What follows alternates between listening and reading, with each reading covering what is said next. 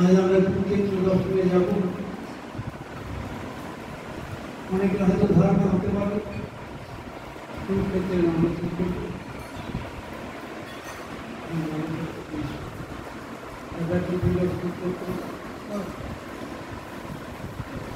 is the fight between truth and untruth, honesty and dishonesty. So, সাধারণ ধারণা বিরাট কুরুক্ষেত্র অস্ত্রপত্র মানে হ্যাঁ অস্ত্র আছে,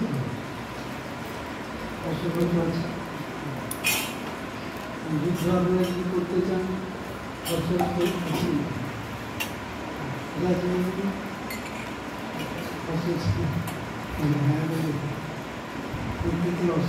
কোথায় আছে?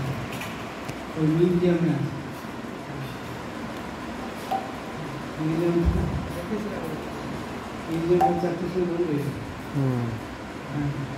বেশি বলে দিলে ঘোরাই করা একটা বলতে অনেকগুলো দেখা আসছে কুরুক্ষেত্রের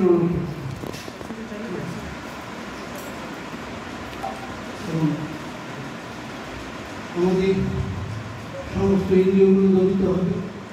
কাম ক্রোধ লোভ মদভোগ আশ্চর্য সমস্ত যদি প্রভু সেবা অর্পিত হয়, কাম কৃষ্ণ করবার করে ক্রোধ ভক্ত বেশিজন লোভ সাধু সঙ্গে হয়ে কথা বৈষ্ণবার বিনিময় নিযুক্ত হই বলতে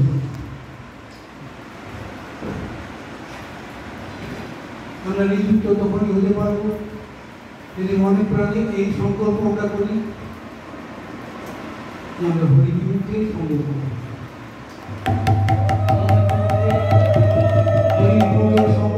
করি, আমরা ভক্ত সাধুর সঙ্গে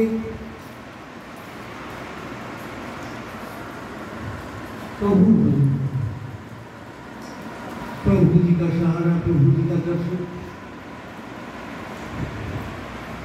भजन तो प्रभु भजन प्रभु अनुसरण হবে যদি আমরা ভক্ত সাধু সঙ্গে যদি ভক্ত সাধু সঙ্গে ভজন করি। মহাপ্রভু বিশেষভাবে জানালেন সমাজ ভজনটা কী করে হবে? ভজন হবে সাধু, সাধু মানে ভক্ত সাধু ভোক্তায় যত কর্ম জ্ঞানাদি করা কর্মী জ্ঞানী যদি এরা ঠিক সাধু করতে পারত না।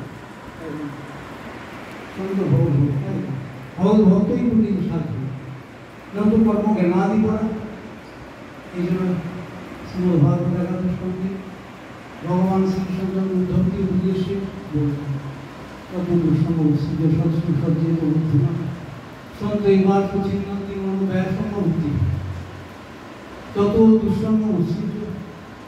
একথা আমরা আলোচনা করছিলাম। সে হরিগুলোকে সঙ্গ আমরা পরিত্যাগ করব। কৃষ্ণ সেই কথাই বললেন, কোথায় বললেন? শ্রীমদ্ ভাগবত একাদশ তত দুঃসঙ্গ উচ্ছিত সৎসুর সচেত উচ্ছিত। আমরা দুঃসঙ্গ পরিত্যাগ করে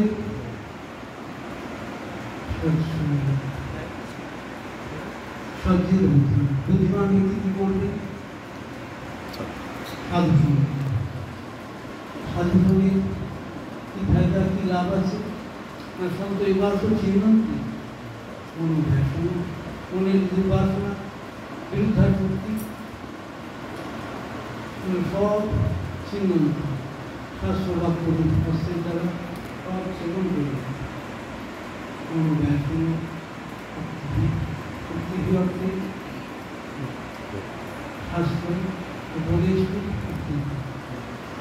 সাধু মুখের কথা বলবেন না, সাধু তার মুখের কথা শোনেন না।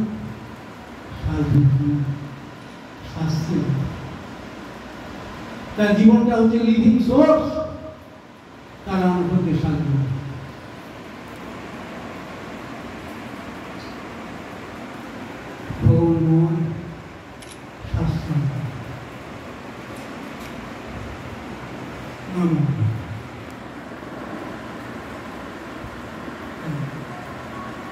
তবে দুঃসঙ্গ আমরা সাধু সঙ্গে যদি প্রভুর কথা শুনি, আমাদের সব থেকে বড় লাভ হবে, আমাদের উৎকৃষ্ট বস্তু পাওয়ার ইচ্ছা করবে। মানুষ যখন ওই রসমালাই যে কৃষিদাসের হয় না, কৃষিদাসে আমি প্রসিদ্ধ এখন রসমালাই এখানে পাওয়া যাচ্ছে। রসমালাই আমি দেখি গৌতম করে মোহাম্মদ বাজার গৌতম করি না, আমি দেখি না এরা তো করি, এরা তো চেষ্টা করে, ভালো করার চেষ্টা করে, আমি কিন্তু এনকারেজ করি। আমি খারাপ কখনই আমার মধ্যে বেরোই না, খুব সুন্দর হয়েছে, খুব ভালো হয়েছে। হয়তো বাধ্য যারা বিতর্ক করবে তারা তো খারাপই করে দেবে, আমার মধ্যে খারাপ লাগবে না, ওরা তো চেষ্টা করেছে আর ওরা সদাচার সম্পন্ন হয়ে প্রভুর জন্য রসুয়া করেছে, প্রভুর জন্য ওই কোনো লাড্ডু হোক রসমালাই প্রস্তুত করেছে। আমি যে রসমালাই স্বাদ পাবে চিকেন খাবে, মাংস খাবে, সাধু রসগোল্লার স্বাদটা পাই তুই সাধুর সঙ্গেই তো শোনা, এর থেকে রসময় জিনিস আর কিছু না। রসগোল্লার স্বাদ তোমার কতক্ষণ থাকবে, যতক্ষণ গলা দিয়ে না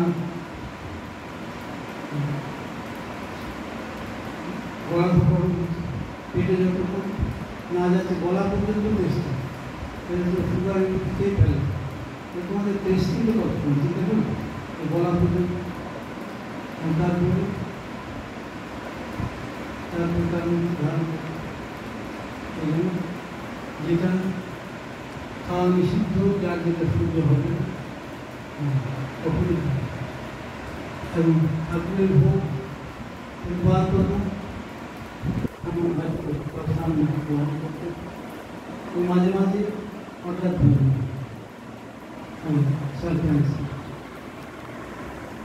টেস্টিং করতে যা হয়েছে সব নিয়ে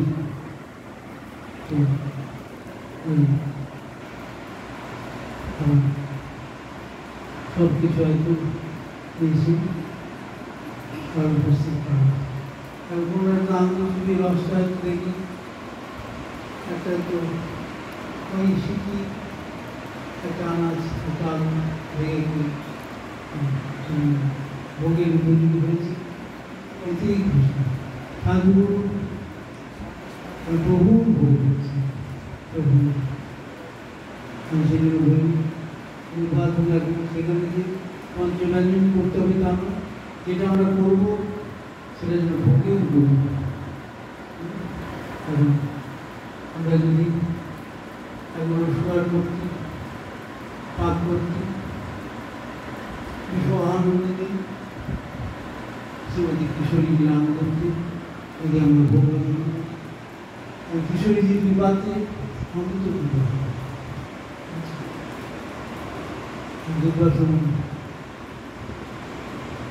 বলছে যা করবেন অন্ত তুলে কিশোরী বৃন্দা গোপীকে দিয়ে বৃন্দার মাধ্যমে মা যশোমতি নিয়ে আসছে কিশোরী। এই কথাগুলো সব বলি না, একটু গার্ডেন হয়ে বলি, সকলে সব জিনিসটা বুঝতে পারবে, আমি সেইভাবে বলার চেষ্টা করি। তো এখন আমরা যেটা করবো প্রভু প্রভু আমাদের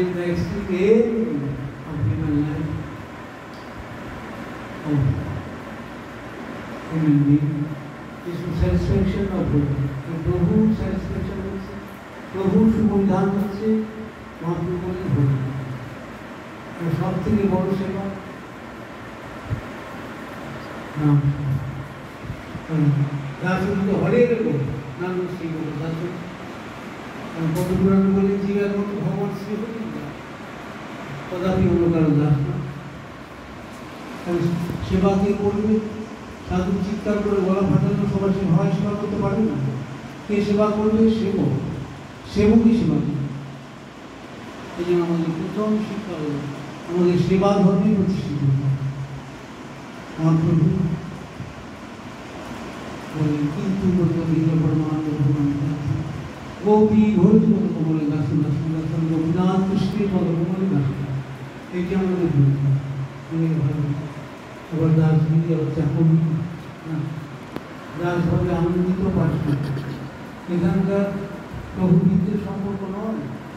কৃষ্ণ সেই সত্য বলেন যে মাকে বৃত্ত বৃত্তবন্ধ পূরণ বিনা নাহি অন্য বৃত্ত, বৃত্তের বা সেবকের ইচ্ছা কোনো ব্যতীত যারা অন্য কোনো বৃত্ত নেই। তিনি বলছেন আমাদের বৃত্তবাসী তারা ধন্যবাদ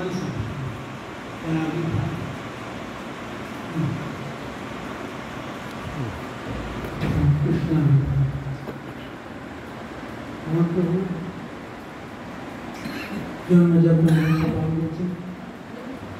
বলেন অদ্বৈত প্রভু বলেন তুমি যে বলছো তুমি লঘু ফিরাইতে পারো, তবে যেন মহাপ্রভু উনি এমন লাঠি খেলা দেখিনি। লাঠিটা এটা হচ্ছে প্রথম লাঠিটা আমাকে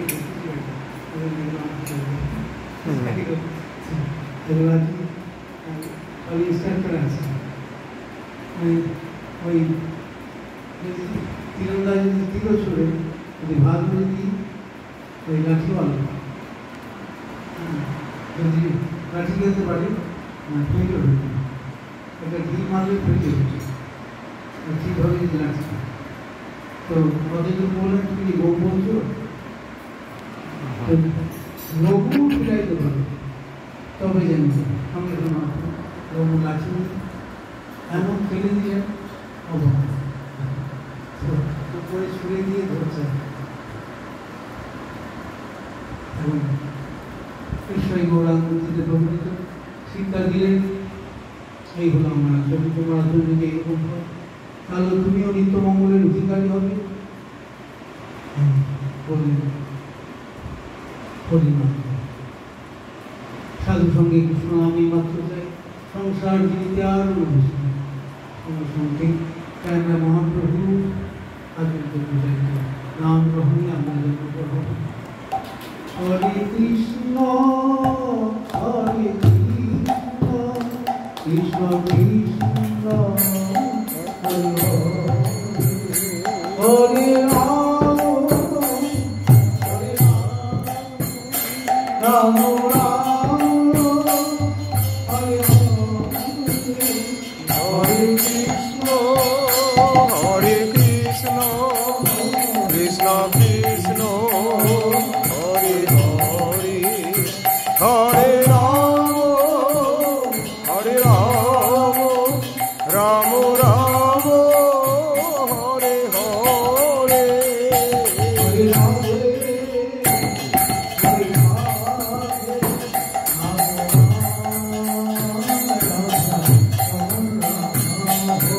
রাধে হরে রাধে রাম রাম রাধা রমনা